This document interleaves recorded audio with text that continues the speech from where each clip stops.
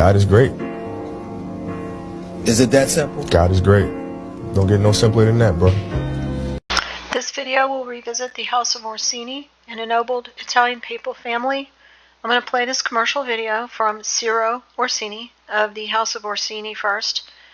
Then I'm going to review the Orsini family, and then I'm going to play this video again at the end of that review. It's on a channel titled Pizza Therapy, which has 10,000 subs. Now let's play it now. I have the volume turned off. So it says here that Ciro Orsini, owner of Ciro's Pizza in London, is making pizza for the people that are displaced by the war in Ukraine. It's a mobile operation on the Polish border. They work in tents, it says, along with volunteers. And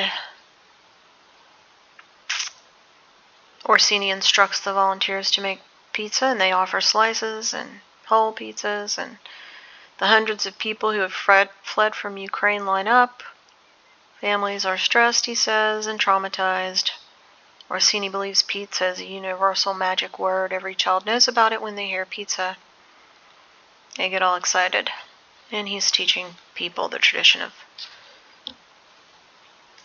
pizza. The power of pizza to do good.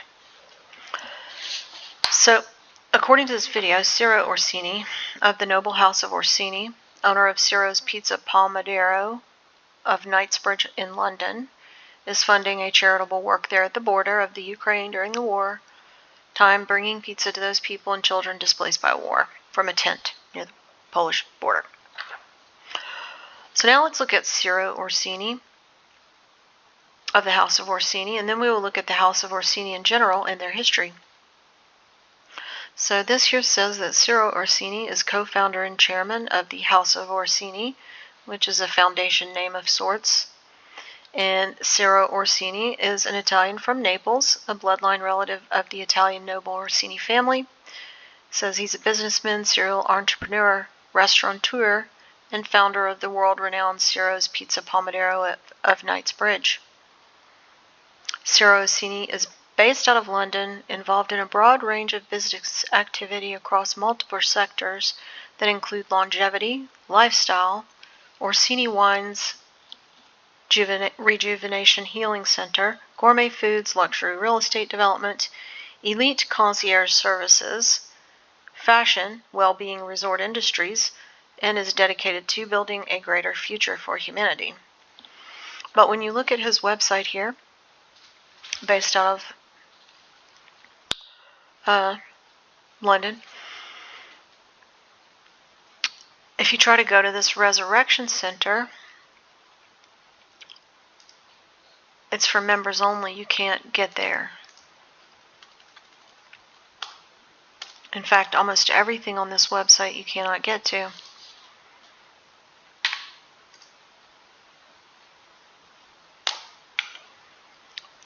Immortality, stem cell, reprogramming cell, cell bank, concierge, all of these you can't get to. See? You have to have a password. So let's talk about the Orsini family in general. They are an Italian bloodline noble family that was one of the most influential princely families in medieval Italy and Renaissance Rome. Members of the Orsini family include 5 popes: Stephen II from 752 to 757 AD, Paul I 757 to 767 AD, Celestine III 1191 to 1198, Nicholas III 1277 to 1280, and Benedict VIII 1724 to 1730. In addition, the family included 34 cardinals, numerous condottieri, and other significant political and religious figures. And this is just listing the figures. So they're a very ennobled papal Italian bloodline family. Pepe Orsini is the Grey Pope and the most powerful Jesuit over the more well-known Pope Francis. This article from American Media Group is from February of 2024. It says, Pepe Orsini, the Grey Pope and hidden hand of global power, chief of Rothschilds, chief of Rockefellers, head of the Vatican, and chief of the black nobility. And I'll link this article in the description box, but I'm not going to read it.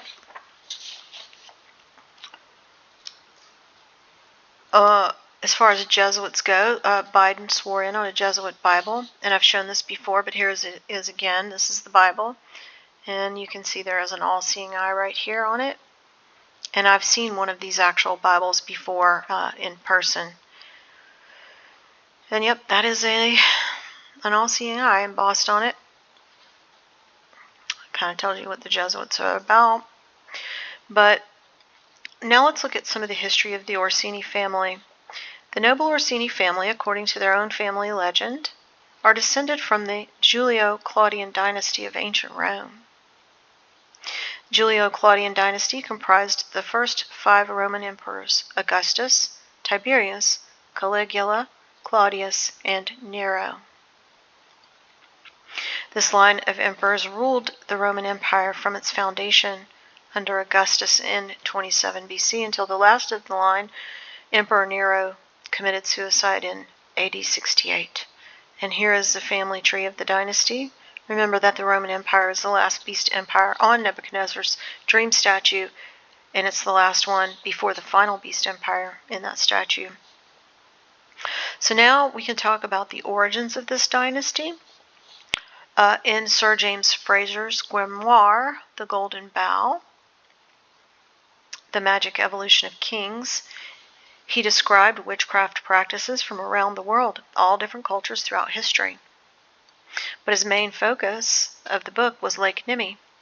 And Lake Nemi is a volcanic lake 19 miles south of Rome, also known as Diana's Mirror. The lake is named after the Latin word for grove. Sir James Fraser seemed to be quite impressed with that place, the history, and the pagan practices that took place there.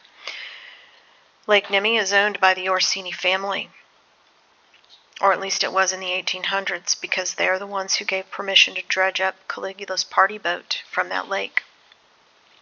In Sir Fraser's book, he writes that Lake Nemi was home to a Scythian king, which would have been a Nephilim priest king.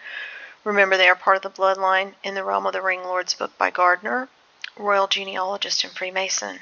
So Nemi was home to the king of the forest, the Nephilim king.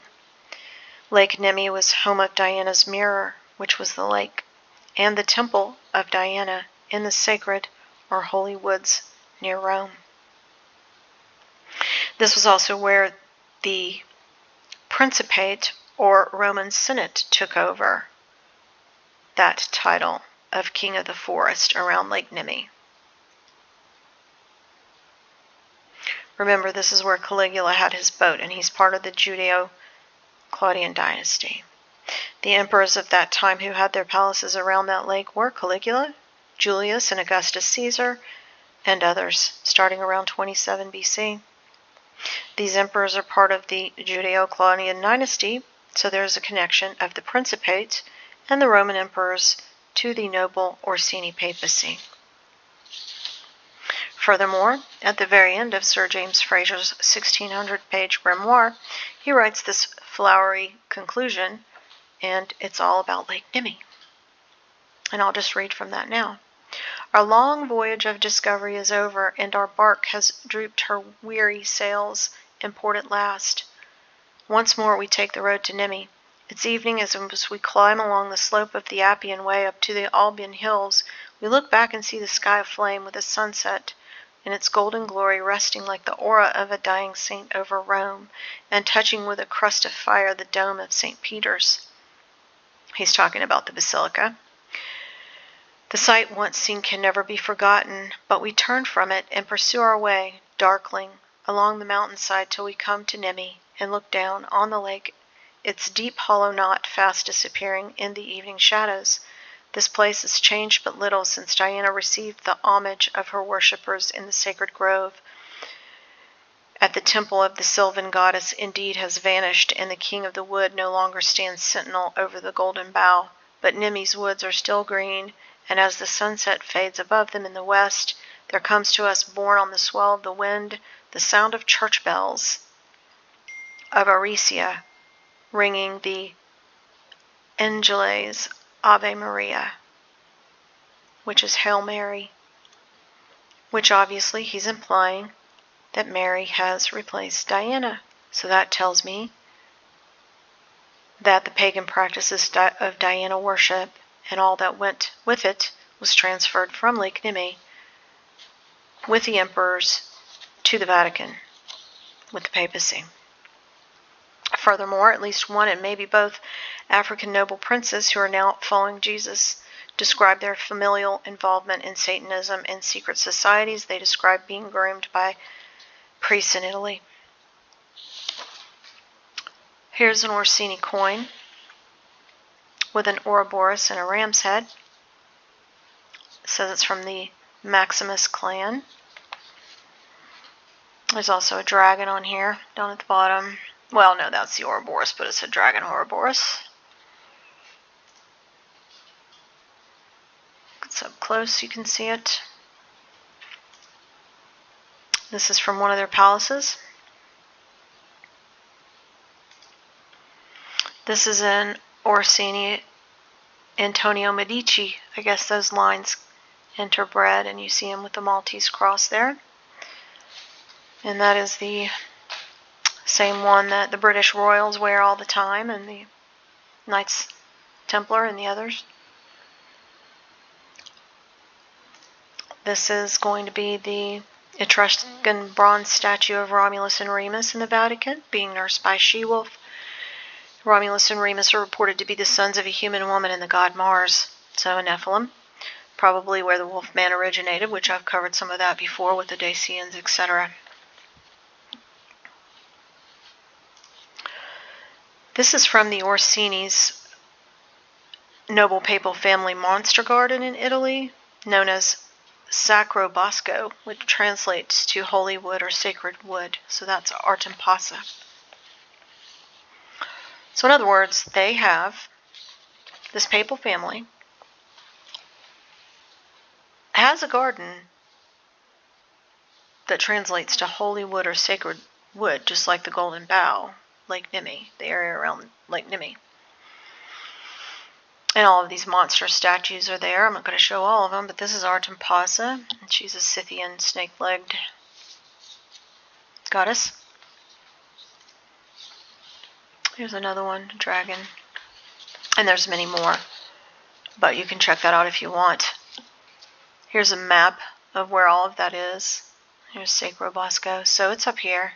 Rome's down here, and Lake Nimi is right here. And all of that is owned by the Orsinis. Nimi south of Rome, Sacro Bosco, Holywood Monster Park, also owned by the Orsinis north of Rome. So now I'm just going to play this video again, like I said I would, and y'all can decide if you believe that this is only a charitable food center for the Ukrainian war.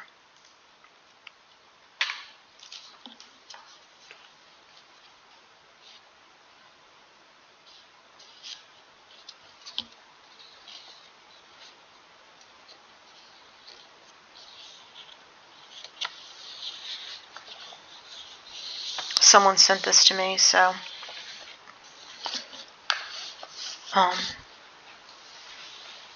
I don't think it is. I don't think that's just all that it is.